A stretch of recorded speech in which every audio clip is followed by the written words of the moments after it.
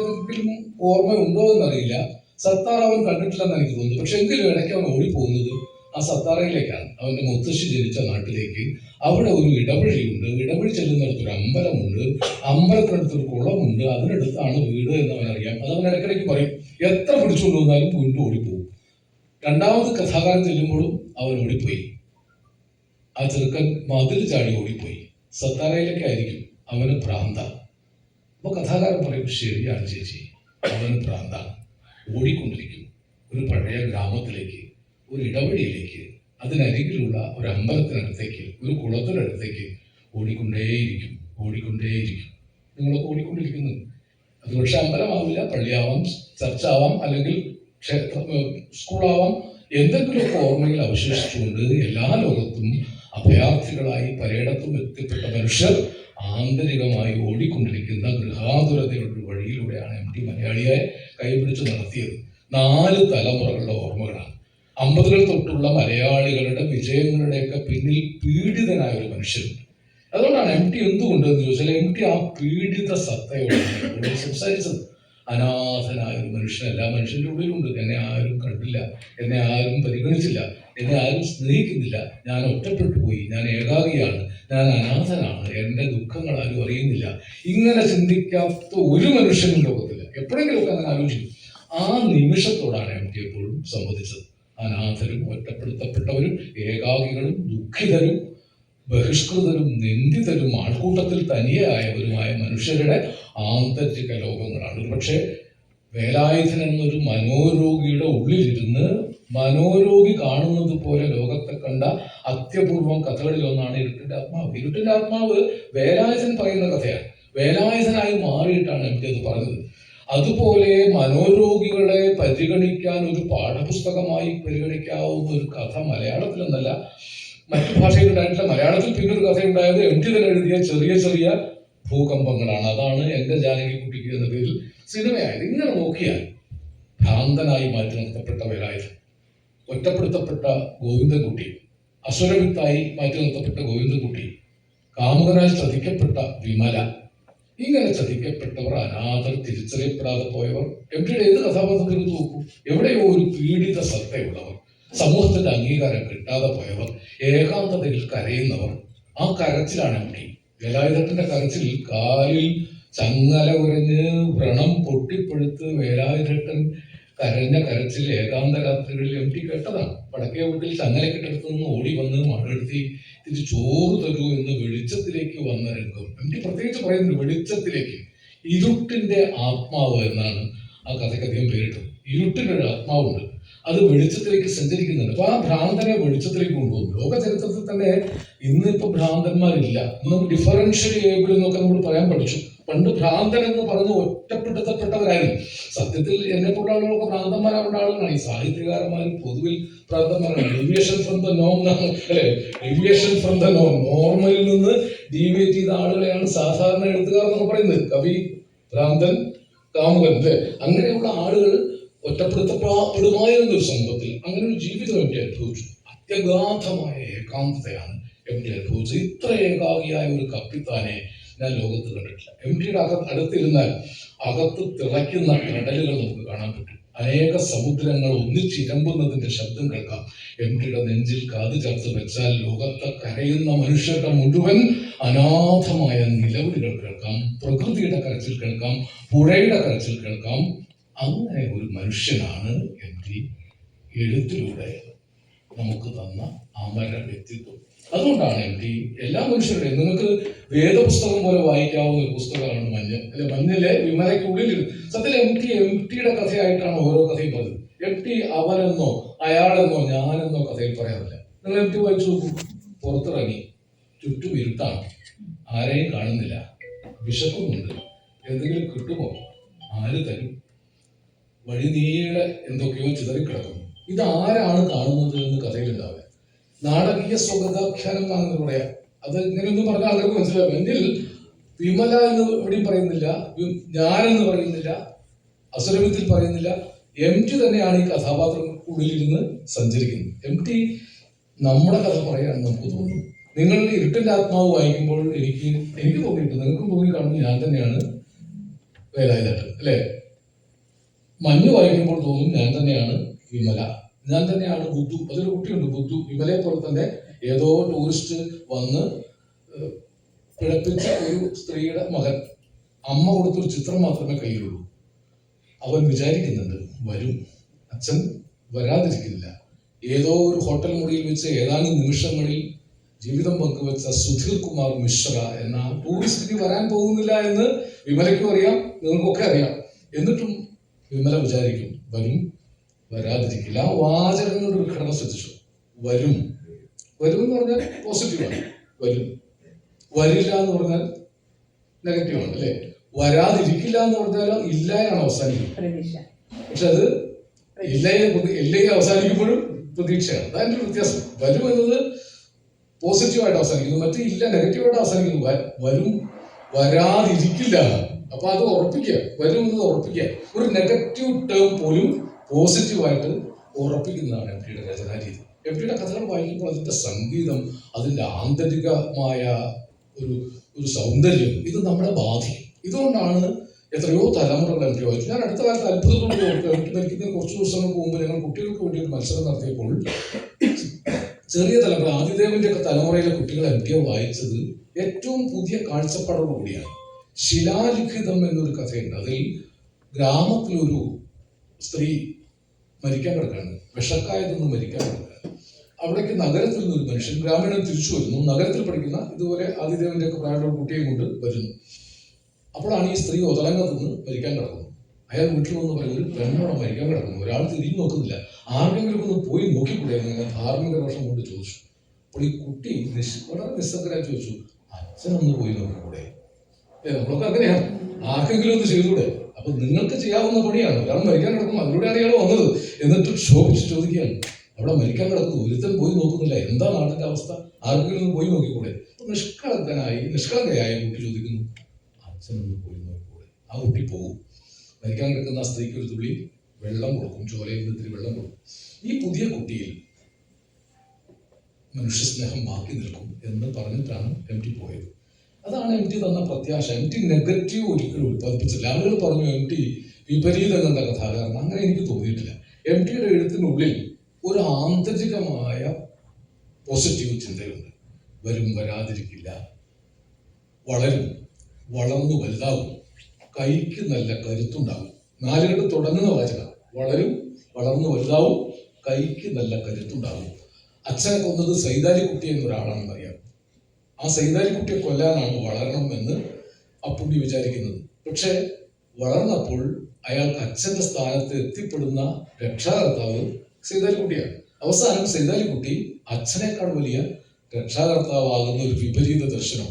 ശത്രുവാണെന്ന് കരുതുന്നവർ എപ്പോഴും അങ്ങനെയാണ്. ശത്രുവാണെന്ന് കരുതുന്നവർ മിത്രമാവുന്ന ഒരു ഭാവന എം ടിക്കുള്ളിൽ പലയിടത്തുണ്ട്. ശത്രു എന്നൊരു കഥയുണ്ട്.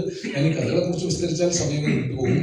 എം ടി അതുകൊണ്ട് എപ്പോഴും നമുക്ക് തന്നത് ഒരു പ്രത്യാശയാണ്. അതായത് ഏകാകികൾ, ദുഃഖിതർ, അനാഥർ തിരിച്ചു വരും.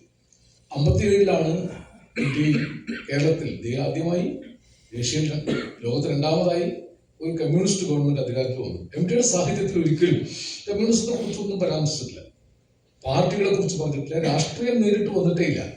പക്ഷെ അദ്ദേഹം എഴുതിയ കഥയാണ്, ആ കാലത്ത് വന്ന നോവലാണ് നാലുകെട്ട്. നാലുകെട്ട് പറയുന്നത് തിരസ്കൃതരായവർ, ബഹിഷ്കൃതരായവർ, ഒറ്റപ്പെടുത്തപ്പെട്ടവർ, അനാഥർ, ദരിദ്രർ, ദുഃഖിതരായ ആളുകൾ തിരിച്ചു വരും. അവർ ഈ പഴയ ഫ്യൂഡൽ വ്യവസ്ഥയുടെ നാലുകെട്ട് പൊളിക്കും. അവിടെ ഒരു പുതിയ ഭവനം ഉണ്ടാക്കും. അതിന് എട്ടി പറയുന്ന കാറ്റും വെളിച്ചവുമുള്ള വീട് എന്ന്. ഈ നാലുകെട്ട് പൊളിച്ച് കളയണം. അപ്പൊ അമ്മ ചോദിക്കും, നാലുകെട്ട് പൊളിക്കേ, ഭഗവതി ഇരിക്കുന്ന സ്ഥലമല്ലേ? അതിന് മറുപടി, അവിടെ കാറ്റും വെളിച്ചവുമുള്ള ഒരു പുതിയ വീട് പണിയണം. ആ ഭഗവതി ഇരിക്കുന്ന സ്ഥലം പൊളിക്കണം എന്ന് പറയുന്നതിന്റെ വേറൊരു എക്സ്റ്റൻഷനാണ് ആ നിർമ്മാണത്തിൽ നമ്മൾ കണ്ടത്. ഒരു പ്രയോജനമില്ലാത്ത ഭഗവതിയുടെ മുഖത്തേക്ക് കാർക്കിച്ചൊരു തുപ്പ് തുപ്പിയപ്പോൾ ഇന്ത്യയിലെ 33 കോടി ഭഗവതിമാർ മുഖം തുറച്ചു. കാരണം പാവപ്പെട്ടവന് പ്രയോജനമില്ലാതെ അമ്മയിങ്ങനെ ഇരുന്നിട്ട് യാതൊരു കാര്യവുമില്ല എന്ന് ഇന്ത്യയിലെ ഭഗവതിമാർക്ക് ആദ്യം മനസ്സിലായത് നിർമ്മാല്യം കണ്ടപ്പോഴാണ്. അതാണ് നിർമ്മാല്യത്തിന്റെ കലാപം. ഞാൻ ഇത്രയും വിസ്തരിക്കുന്നു. ഇത് ദൈവങ്ങളെ പോലും തിരുത്തിക്കാൻ എം ടി കാണിച്ചൊരു ധീരതയാണ്. എല്ലാ എഴുത്തിലുമുണ്ട്.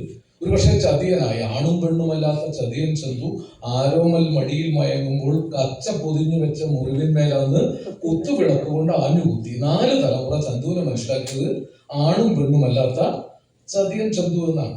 ഇനി ഒരു കുട്ടി ചതിയൻ ചന്തുവാണെന്ന് ഉറപ്പിച്ച് പറയില്ല. എന്തുകൊണ്ടാണ് ചന്തു ചതിയനായത്? അതിന്റെ പിന്നിലൊരു കഥയാണ്. 2-ാം ഊഴത്തിലെ കേന്ദ്ര നായകൻ ഒരു കാലത്തും ഭീമനായിരുന്നില്ല. അർജുനനും കുട്ടീഷ്ണമാരാര് വരെ കർണനെ നായകനാക്കിയിട്ടുണ്ട്, ദുര്യോധനെ നായകനാക്കിയിട്ടുള്ള കഥകൾ വന്നിട്ടുണ്ട്. ഭീമനെ മന്ദൻ എന്ന് എല്ലാവരും വിളിച്ച തടിയനും ബുദ്ധിശൂന്യനുമായി കളിയാക്കപ്പെട്ട ഭീമനെ കേന്ദ്രസ്ഥാനത്ത് നിർത്തി ഒരു 2-ാം ഊഴം ഉണ്ടാക്കുമ്പോൾ MT എപ്പോഴും ഏതു പക്ഷത്തായിരുന്നു? അനാഥരുടെ, ഏകാകികളുടെ, ദുഃഖിതരുടെ. ഒരു രാഷ്ട്രീയം ഉണ്ടെന്ന് പറയണില്ല. ഏകാകികളുടെ, ദുഃഖിതരുടെ, അനാഥരുടെ, ദരിദ്രരുടെ, ഒറ്റപ്പെടുത്തപ്പെട്ടവരുടെ, അവഗണിതരുടെ, തിരസ്കൃതരുടെ, അഭയാർത്ഥികളുടെ പക്ഷമാണ് MTയുടെ പക്ഷം. അത് MT നേരിട്ട് പ്രത്യക്ഷ മുദ്രാവാക്യമായിട്ട് ഒരിക്കലും എഴുതിയിട്ടില്ല. ഒരിക്കലും അങ്ങനെ പ്രത്യക്ഷമായിട്ട് പലർക്കും പ്രത്യക്ഷപ്പെട്ടിട്ടില്ല. പക്ഷെ നേരത്തെ ജോസഫ് സാർ പറഞ്ഞതുപോലെ മുത്തങ്ങയിൽ വെടിവെപ്പുണ്ടായപ്പോൾ, നദികൾ ഇല്ലാതാക്കപ്പെട്ടപ്പോൾ, നോട്ട് പിൻവലിച്ചപ്പോൾ, ഒരു സമയത്ത് നമ്മുടെ മുഖ്യമന്ത്രിയെ വേദിയിൽ ഇരുത്തിക്കൊണ്ട് തന്നെ അവസാനം അദ്ദേഹം വിമർശിച്ചു. ഇപ്പോഴുള്ള കേരളത്തിലെ മുഖ്യമന്ത്രി അതിൽ അദ്ദേഹം കക്ഷി രാഷ്ട്രീയമൊന്നും വെച്ചിട്ടില്ല. എല്ലാ വിഭാഗം ആളുകൾക്കും മനുഷ്യവിരുദ്ധതയുടെ തിരുത്തലുകൾ ആവശ്യമാണെന്ന് എനിക്ക് ഓർമ്മ.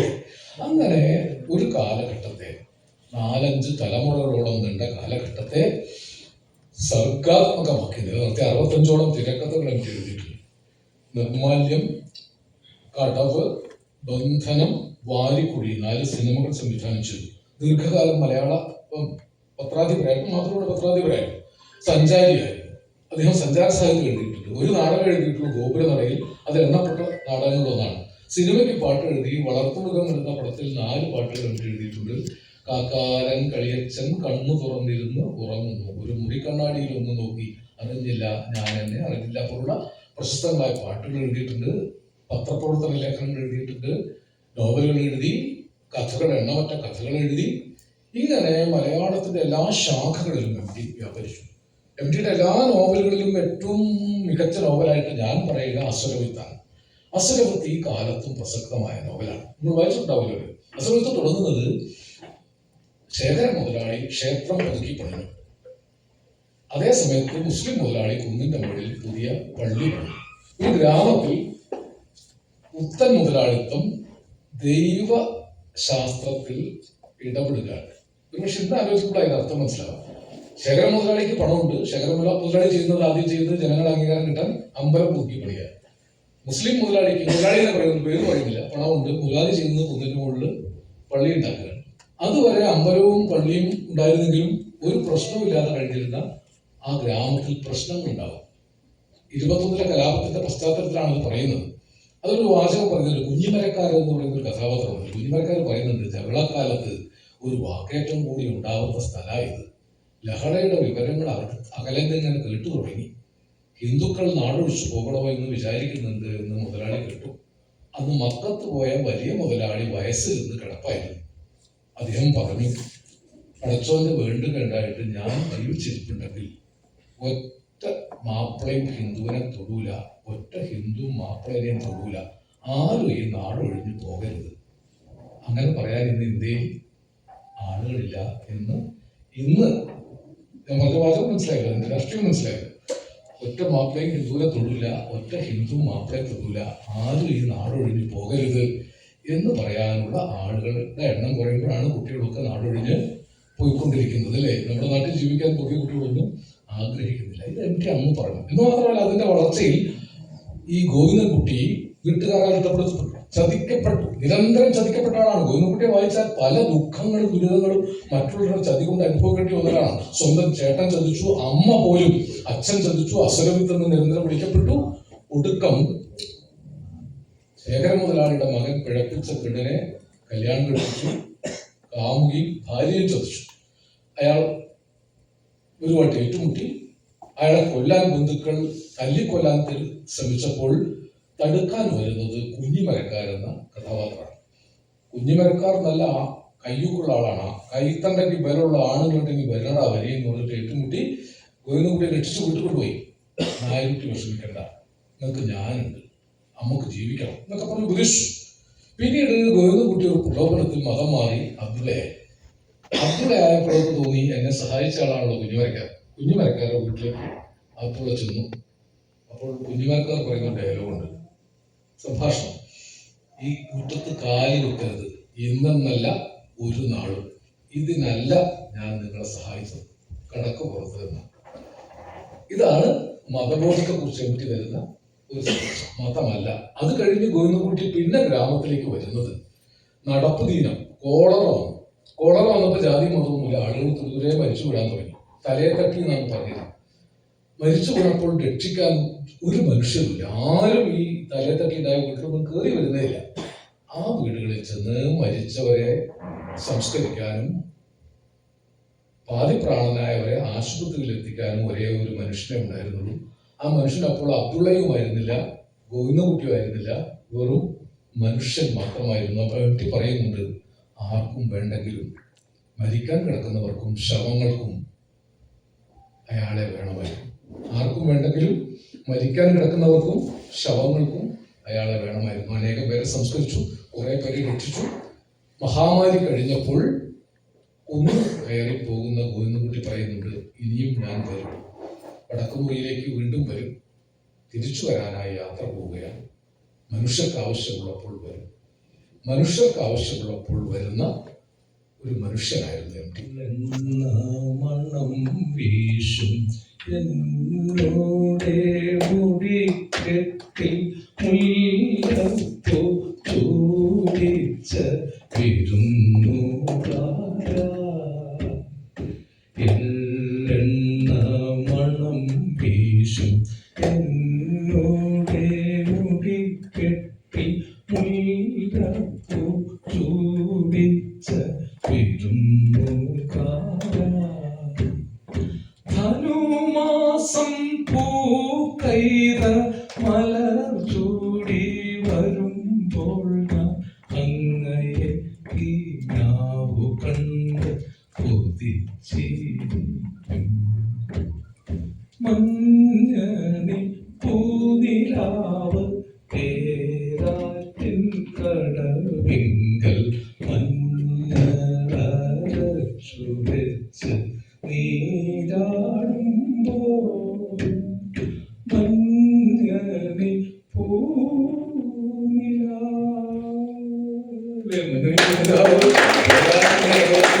മഞ്ഞളരച്ചു വെച്ച് നീരാടുന്നത് നമ്മളാരും കണ്ടിട്ടുണ്ടോ? അങ്ങനെ ഒരു കാലം ഉണ്ടായിരുന്നു. എന്തൊക്കെയാണ് എഴുതിയതല്ലേ? കരയുന്നു, പുഴ ചിരിക്കുന്നു, കണ്ണീരിനൊലിപ്പിച്ച് കൈവഴികൾ തിരിയുമ്പോൾ, അത് മുറപ്പണിന് വേണ്ടി.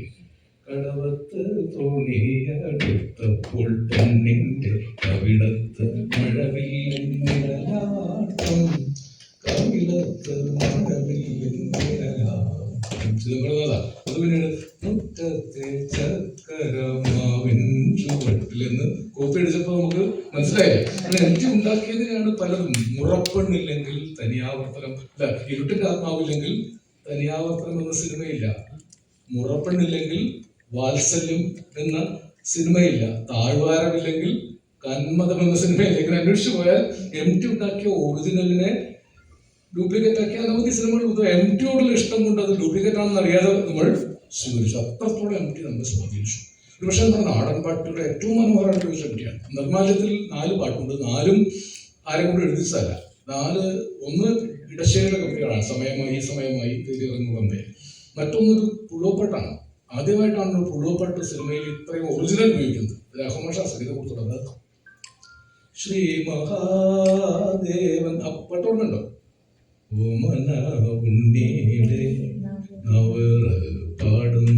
ഒറിജിനൽ ടെക്സ്റ്റാണ്. അതിൽ മറ്റൊരു പാട്ടുള്ളത് ഇതുപോലൊരു ചെറുമക്കളി പാട്ടാണ്. തെക്ക് തെക്കുള്ള കമ്പ്രൻ പഠിക്കല് മുറ്റമടിക്കണ കുഞ്ഞി പെണ്ണിന് വന്നല്ലോ കല്യാണം, വന്നല്ലോ കല്യാണം. ഞങ്ങളും പോണേ പോണേ, ഞങ്ങളും പോണേ പോണേ, ഓ ഞങ്ങളും പോണേ. ഒരു നാടൻ പാട്ടാണ്, നമ്മുടെ വള്ളുവനാട് പ്രദേശത്തുള്ള പാട്ടാണ്. പകലവൻ ഇന്ന് മറയുമ്പോൾ അകിലും പുകച്ച മൂറിക്കുള്ളിൽ പനിമതി ബിംബമൂടിത്തപ്പോൾ പുതുമണവാ. ആ പാട്ടും ഒരു ഒറിജിനൽ നാടൻ പാട്ടിന്റെ ഇന്റർപ്രിട്ടേഷനാണ് ഭാസ്കരൻ മാഷ് എഴുതിയത്. ഭാസ്കരൻ മാഷ് ഒരു കവിതയിൽ എഴുതിയിട്ടുണ്ട്, താന്നിയൂരമ്പലത്തിൽ കടകക്കാരനെ പോലെ താമരമാലയുമായി ചെയ്യാമെത്തുമ്പോൾ. അത് എഴുതിയിട്ട് എംടിയോട് ഭാസ്കരൻ മാഷ് ചോദിച്ചു, വാസു നീ താന്നിയൂർ എവിടെയാണെന്നറിയോ? അറിയില്ല. വാസുവിന്റെ അടുത്തെവിടെയോ ഉള്ളൊരു സ്ഥലമാണെന്ന് തോന്നുന്നില്ലേ എന്ന് ചോദിച്ചു. എംടിക്ക് മനസ്സിലായില്ല. ഇപ്പം താന്നിക്കുന്ന് എംടിയുടെ കഥയിലൊക്കെ സ്ഥിരം വരുന്ന സ്ഥലം. എംടിയുടെ നാട് കൂടല്ലൂരാണ്. അപ്പൊ താന്നിക്കുന്നിലെ താന്നിയും കൂടല്ലൂരിലെ ഊരും എടുത്ത് ഭാസ്കരൻ മാഷ് സൃഷ്ടിച്ച ഒരു പുതിയ രാജ്യമാണ്, പുതിയ ദേശമാണ് താന്നിയൂർ. താന്നിയൂർ അമ്പലത്തിൽ കഴകക്കാരനെ പോലെ താമരമാലയുമായി ചിങ്ങെത്തുമ്പോൾ ആ കാലത്തെ ഒരു തലമുറയുടെ പ്രണയത്തിലും ദുഃഖത്തിലും വിരഹത്തിലും മരണത്തിലും ഹൃദയസംഗീതം ചേർത്ത് നിന്ന പാട്ടുകൾ അത്രയും എംടിയുടെ കഥയ്ക്ക് വേണ്ടി എഴുതിയതാണ്. എംടിയുടെ കഥയ്ക്ക് വേണ്ടിയാണ്. പിൽക്കാലത്ത് ഏറ്റവും അവസാനം കേരളവർമ്മ പഴശ്ശിരാജയ്ക്ക് പോലും എഴുതിയ പാട്ടുകളില്ലേ, ആദിയുഷ സന്ധ്യ പൂത്തതിവിടെ, അതൊക്കെ ഏറ്റവും പുതിയ പട കൂട്ടുന്നതിന്റെ വികാരം. കുന്നത്തെ കൊന്നറ്റും പൊന്മോതിരം ഇന്നേതോ തമ്പുരാൻ തന്നേ പോയോ, പല്ലക്കിലേറിയോ വന്നുരാവിൻ പഞ്ചമി ചന്ദ്രനോ കൂടെ വന്നു. ഇളയരാജയുടെ ഏറ്റവും മനോഹരമായ മെലഡിയാണ്. അന്ന് ഭാസ്കരനും രാഘവനും ചിദംബരനാഥും തൊട്ട് തുടങ്ങിയ പാട്ടുകൾ, ബാബുക്കായുടെ പാട്ടുകൾ, ദേവരാജന്റെ പാട്ടുകൾ, എംടിയുടെ സാഹിത്യവുമായി ബന്ധപ്പെട്ട എണ്ണമറ്റ പാട്ടുകൾ മലയാളികളുടെ ജീവിതത്തിലുണ്ട്. നീരാടുവാൻ, പുഴയിൽ നീരാടുവാൻ പോലുള്ള പാട്ടുകൾ. പിന്നീട് ബോംബെ രവിയാണ് ആ പാട്ടുകൾ എത്തിയത്. അപ്പൊ മലയാളിയുടെ മനോബോധത്തിന്റെ ആന്തരിക മണ്ഡലത്തിന്റെ എല്ലാ അംശങ്ങളിലും എംടിത്വം വന്നു നിറഞ്ഞിട്ടുണ്ട്. എംടിയെ മൈനസ് ചെയ്താൽ നമുക്കൊരു ജൈവ ജീവിതം ഇല്ലാതാവും. അതുകൊണ്ടാണ് എംടി, എന്തുകൊണ്ട് എംടി ഇങ്ങനെ സമഗ്രതയിൽ നാലല്ലോ, ഏതാണ്ട് അഞ്ചാമത്തെ തലമുറയെന്ന് പറയാം. ആദ്യത്തെ തലമുറ തൊട്ട് നോക്കിയപ്പോൾ ഈ ആദ്യത്തെ തലമുറയാകുമ്പോൾ അഞ്ചാമത്തെ തലമുറ എംടിയെ സ്വീകരിക്കുകയും എംടിയെ ആരാധിക്കുകയും എംടിയെ സ്വത്വത്തിന്റെ ഭാഗമാക്കി മാറ്റുകയും ചെയ്തു. ഞാനിപ്പോഴും വിചാരിക്കും, വാസുവേട്ടൻ പോയിട്ടില്ല. അവസാനം എംടി കൂടല്ലൂരിൽ വന്നത് ഞാൻ വിളിച്ചിട്ടാണ്. അവിടുത്തെ നവമാധ്യമ കൂട്ടായ്മയായ കൂരിയായി കൂട്ടം എംടിയെ കൂടല്ലൂരിൽ ഒന്നുകൂടി കൊണ്ടുവരണമെന്ന് ആഗ്രഹിച്ചു. എംടി വരാറില്ല. എംടി പറഞ്ഞു, പുഴ മരിച്ചുപോയി, അവിടെ കാണാൻ ഒന്നുമില്ല, അവിടെ എനിക്ക് ആരുമില്ല. ഒരിക്കലും എംടി എഴുതിയിട്ടുണ്ട്, ഈ പുഴയിലെ ഉദയവും നരിമാടൻ കുന്നിലെ അസ്തമയവും പോലെ ചേതോഹരമായ ഒരു കാഴ്ചയും ലോകത്തില്ല എന്ന് വിശ്വസിച്ച ഒരു തനി നാട്ടിൻപുറത്തുകാരനാണ്. ആ നാട്ടിൻപുറത്തുകാരനെ സംബന്ധിച്ച് കൂടല്ലൂർ അമ്മയായിരുന്നു. എംടിയുടെ അമ്മ മരിക്കുമ്പോൾ എംടി പാലക്കാട് ഗവൺമെന്റ് വിക്ടോറിയ കോളേജിൽ പഠിക്കാൻ, മൂത്ത ജ്യേഷ്ഠൻ ഗോവിന്ദൻ നായർ വെല്ലൂർ ആശുപത്രിയിലേക്ക് ക്യാൻസറിന്റെ ചികിത്സിക്കാൻ അമ്മയെ കൊണ്ടുപോകുമ്പോൾ പാലക്കാട് ജംഗ്ഷനിൽ അമ്മയെ കാണാൻ എംടി പോകുന്നുണ്ട്. എംടി എഴുതിയിട്ടുണ്ട്, ജനലരികിൽ നിന്നു. അമ്മ പറഞ്ഞു, വാസു പോക്കോ, വണ്ടി ഇപ്പൊ പോകും. ഇല്ല അമ്മേ, സമയമുണ്ട്. ഒന്നും പറഞ്ഞില്ല, കുറേ നേരം നോക്കിക്കൊണ്ടിരുന്നു. അമ്മ പതുക്കെ കോന്തലക്കെട്ടടിക്കുന്നത് കണ്ടു. 2 വെള്ളി ഉറപ്പിക കോന്തലക്കെട്ടടിച്ച് എടുത്ത് കയ്യിൽ വെച്ചു. എന്തിനാ അമ്മ ഇത്? ആവശ്യം വരും, വാസു വെച്ചു. ആ ഒരു വെള്ളി ഉറപ്പിക കൊടുത്ത് തെക്കോട്ട് പോയ ഒരു വണ്ടിയിൽ നിന്ന് എന്നേക്കുമായി കൈവീശി യാത്ര പറഞ്ഞു പോയ അമ്മയെ പോലെയാണ് എനിക്ക് ഗ്രാമം എന്ന് എംടി പറഞ്ഞിട്ടുണ്ട്. അതുകൊണ്ട് ഞാൻ വിചാരിക്കുന്നു എംടി മടങ്ങി വരും. എംടിയെ കാത്ത് മരിച്ചുപോയ ഒരു അമ്മ അവിടെയുണ്ട്, മരിച്ചുപോയ ഒരു പുഴയും അവിടെയുണ്ട്, മരിച്ചുകൊണ്ടിരിക്കുന്ന താന്നിക്കുന്നുണ്ട്, കണ്ണാന്തലി പൂക്കളൊക്കെ ഇല്ലാതായ പറക്കുളം മേച്ചിൽപ്പുറമുണ്ട്, കൂട്ടക്കടമുണ്ട്, എംടി നടന്ന വടക്കേപ്പുഴയുണ്ട്, തെക്കേപ്പുഴയുണ്ട്, ഉമാനത്തോട് പാലമുണ്ട്, വടക്കും മുറിയും തെക്കും മുറിയും കിഴക്കും മുറിയും പടിഞ്ഞാറ്റും മുറിയുമുണ്ട്, എണ്ണമറ്റ ഇടവഴികളുണ്ട്. ആ ഇടവഴികളുടെ അറ്റത്ത് മനുഷ്യരെ പ്രതീക്ഷിച്ച് മതങ്ങൾക്കതീതമായ മാനവികതയ്ക്ക് വേണ്ടി ദാഹിക്കുന്ന മനുഷ്യർ ഇന്നുമുണ്ട്. അതുകൊണ്ട് വസന്തൻ വരും, വരാതിരിക്കില്ല. നമസ്കാരം.